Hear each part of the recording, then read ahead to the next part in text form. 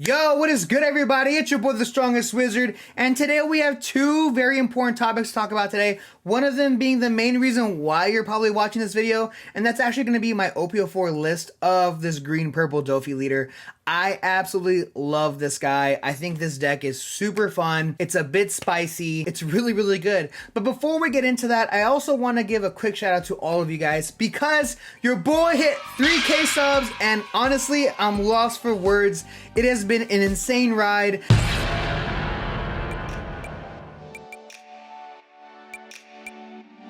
And I just really appreciate all of you guys liking, commenting, hating. I love it all. I honestly really, really do. And I'm gonna have timestamps in this video. So if you don't care about the giveaway and you don't want any free stuff, then just skip it. It's that easy. But if not, enjoy the video.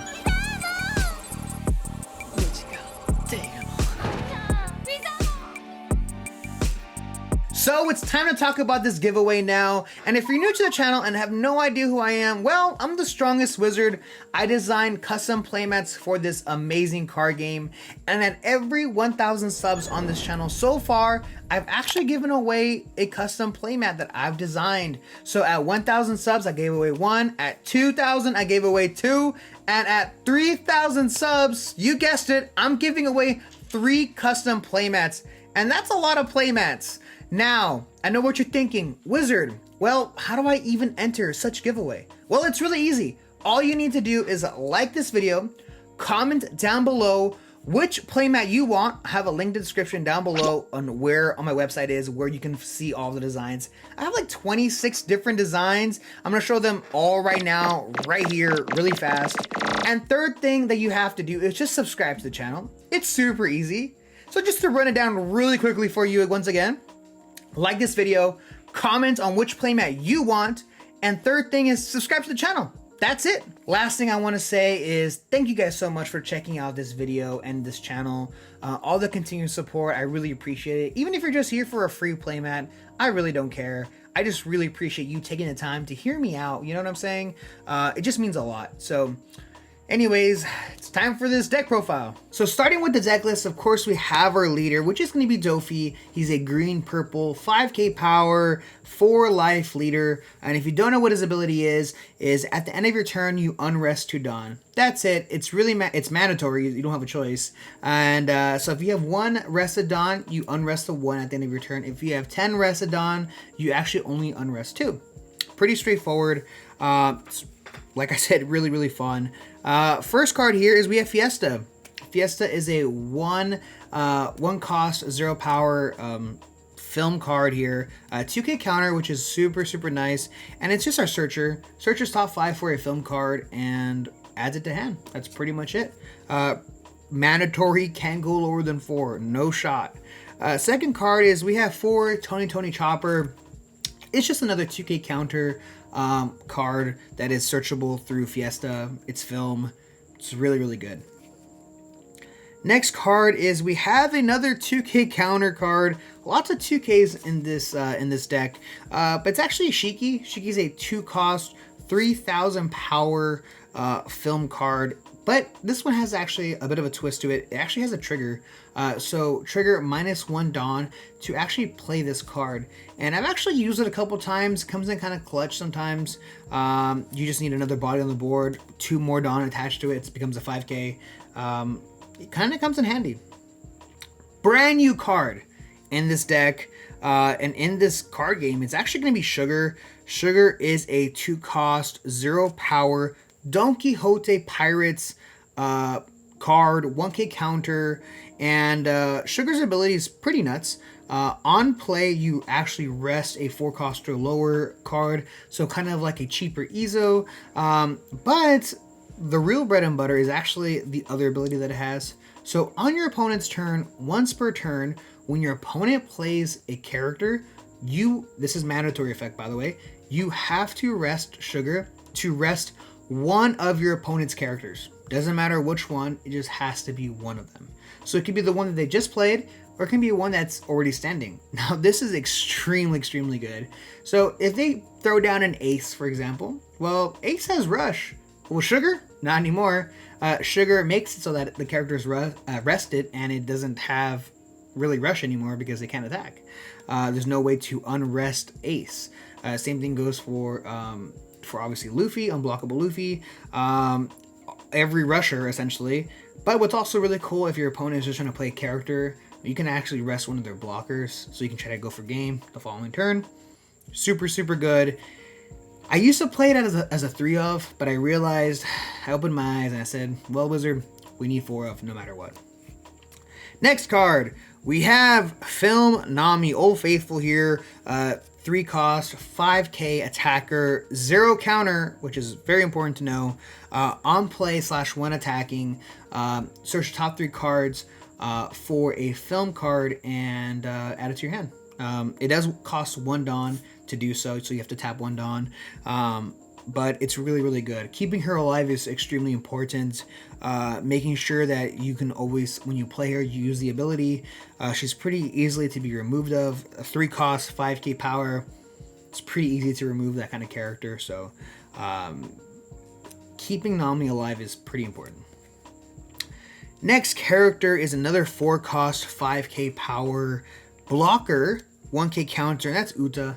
Uta's extremely, extremely good. She, like I said, she's a blocker, and on top of the fact that on block you -1 Dawn, and you can actually rest a 5 cost or lower character on your opponents on the field. That's really, really good. And she's also film, so really, really good. Every card except for Sugar is searchable through Fiesta or Nami so far that we've seen, which is really important. We want to be very, very consistent. We never want Nami or Fiesta to ever miss. Fiesta's very hard to miss, but sometimes we kind of miss a Nami, and that's kind of rough. Next card is we have 3 copies of Film Zoro, 4 cost, 6k power, 1k counter. He's a film target, and he's 4 cost, and he's 6k power. Very, very important to note. And it's Zoro. Very, very good. Next is actually my boy Guild. Guild is a I love and hate this card so much. When Guild stays on the board, it's amazing. When he's easily removed and I just wasted 5 Dawn to play this character that just got removed, it really, really sucks. And the main reason why it's so hard is because keeping Guild alive is very difficult. He's very, very good, and it's always the #1 target that your opponent goes for. And the reason why is because of his ability. So like I said, he's a 5 cost, 6k power, but when attacking, you can actually -2 Dawn to draw 2 cards. Yeah. Draw 2 cards absolutely free, and that's absolutely nuts. Super, super good. So when you're at your 10 Dawn already and you attack -2 Dawn, the following turn you're back at 10 again. You just drew 2 free cards. So it's really, really good. It's a film card, searchable through Fiesta and Nami. Very good. The powerhouse of the deck, the glue that holds it all together, is Monkey D. Luffy, the film card, 7 cost, 7k power. He's a blocker, and on play, we're actually able to play a film or a Straw Hat card with a cost of 4 or less. It's really, really important. So our targets so far, as you can see, is you play Luffy, you can bring out Zoro because he's a film / Straw Hat, so either one works. Uta, Nami, you can even play Shiki, Chopper, or even Fiesta. All those are excellent targets, or targets nonetheless, that you can play through Luffy. But obviously you want to play one of these 3 right here. So yeah, very, very good. Now, the card that wins us most games here is actually Don Quixote Doffy. He's a 10 cost, 10,000 power character, brand new in OP04. If you don't know what he does, on play, you target 3 characters / leaders on the opposite side on your opponent's board and you freeze them. So essentially, your opponent is unable to unrest them during their refresh phase, which is really, really good. And this even includes their leader. So if they have 5 characters on board and they're all rested and they just attack with their leader, it's your turn now. You slap down Doffy, this 10 cost monster, and you pretty much stun their leader and 2 other characters. So it has to be a total of 3. If they only have 2 that are rested, you can only do 2. If they only have 1, it's only the 1. They have to be rested. This combination with Doffy plus Sugar is absolutely insane. Playing Sugar the turn right before you play the Doffy is so good. Next is we have to get into our events. Our event cards are very, very important. This is pretty much where the whole benefit of actually playing this leader actually comes into play, honestly. Having 2 Unrested Dawn for the whole entire game, you're able to use these event cards to help you survive and just use the benefits. First things first, we have 4 Spiderweb. Spiderweb is a brand new event card. It's a 2-cost green card. Counter up to one of your characters' leader gains 4,000 power. After that, you make one of your characters active. Really, really good. So if they're going for life and they're attacking 8k against Doffy, you play this, you make it 9k, and then you can unrest one of your other cards. It doesn't have to be the same card that gets active to give 4,000 power to. Super good. It does have a trigger. Up to one of your leaders gains 2,000 power for the end of your turn until the end of your turn. So which is really good. It just like boosts your. So pretty much like if they're going for game and you're tapped out, you hit this in life, you activate it, and now your leader becomes a 7k leader for the whole turn, which is really good. It can actually really save you. It's definitely saved me a couple times. Next busted green card is Punk Gibson. We all know what this card does. It's a 2-cost event card that is able to give +4 counter to a character or leader, and then rest a 4-cost or lower card on your opponent's side of the field. Very, very good. It's able to rest the blockers, which are probably the main target when you're going for that, or other like pesky characters. In the mirror match, you can rest a Nami, Uta, Zoro. Very, very good, or even a Sugar. Next card, Thunder, is the Big Thunder. It's just a 2-cost purple event card. Counter +4k, and if you're at 2 life or less, you're actually able to ramp 1 Dawn, and then trigger. You can actually add 1 Dawn and set as active. Really, really, really good to help you ramp. With this deck, you always want to go second. If you go first, this helps you so that you almost go second. You just take 2 life, you play this card, and now you're at even again. So very, very good. Now, I did promise you guys this list was kind of spicy. And well, to be honest, this list looks like almost everyone's list so far. It's pretty much the same.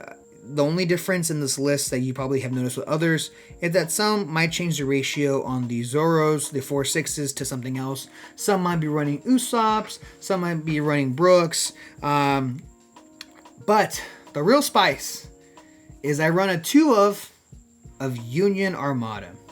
Know what you're probably thinking. Wizard, what card is this? I've never seen this in my life. Well, that's because it's in the film starter deck. This card is actually insane. So good. I was running a 4 of this card, and I had the homies tell me, yo, you gotta cut it down, bro. You gotta relax. This card's good, but it's not that good. Well, it's that good, and I'm gonna tell you why it's that good. So it is a 2-cost film event card that counter up to one of your film type leaders or film characters gets +4k, and then it becomes immune to being KO'd for this turn. And trigger, you just add 1 Dawn and you set as active. So the trigger from Thunder and Union are the exact same. The only difference is that Union is actually able to give immunity to one of your characters. Unfortunately, with this card, it doesn't work on the leader. And it doesn't work with anything that's not film. The good thing is that the majority of your deck, except for 2 cards, well, 2 different type of cards, are the only non-film cards in the deck.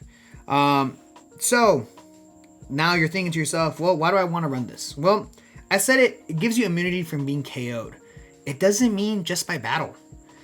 Oftentimes, you have your Uta, you block, you play this card, you make her 9k, which doesn't even matter. She gets turned sideways. She's now a 9k and can be KO'd. Well, your opponent's like, gotcha, I got a jet pistol, I got a X-Drake, I got some sort of a removal, I got some sort of removal to remove this card, to pop it, to KO it. Well, it doesn't grant you just immunity from battle, it actually grants you immunity from effects too. They can still bottom deck this card, bounce it back to your hand, but they can't KO this card. It is very, very important. And the main reason, honestly, the main reason why I run this card is primarily because of the Rebecca matchup. This deck doesn't have that many bad matchups, but Rebecca is by far the worst matchup I've experienced. Now, you let me in the comment section below if you've experienced something different. But personally, your opponent just doesn't attack.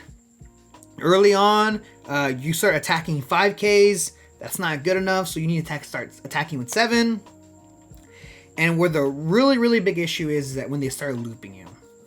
When they get out Luffy, and if you don't know what Luffy does, the Dressrosa type card, it's actually able to attack active cards.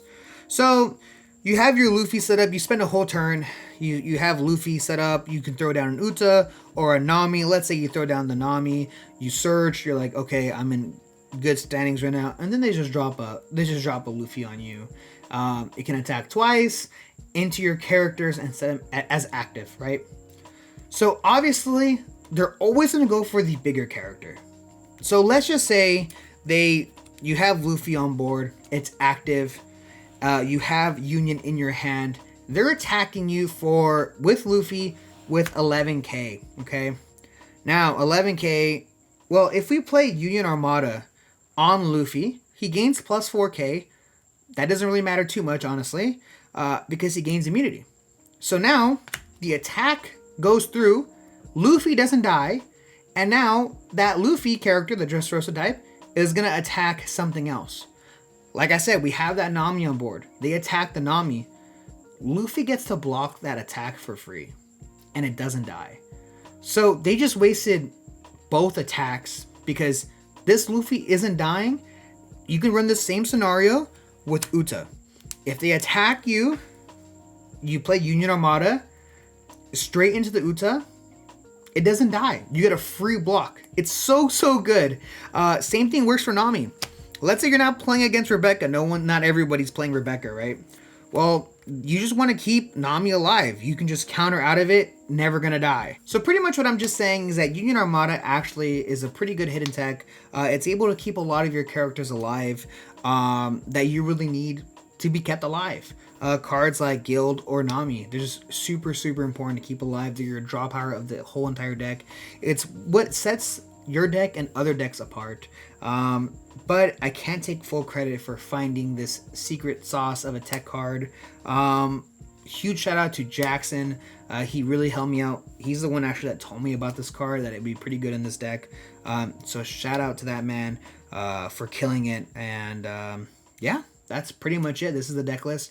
If you absolutely hate it and hate my guts, no worries. I totally understand. Let me know how your Doffy looks a little different.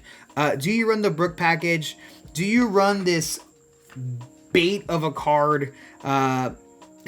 Anyways, guys, thank you guys so much for checking out this channel. I really do appreciate it. And stay tuned because I have a ton of new OP04 content coming out soon. See ya!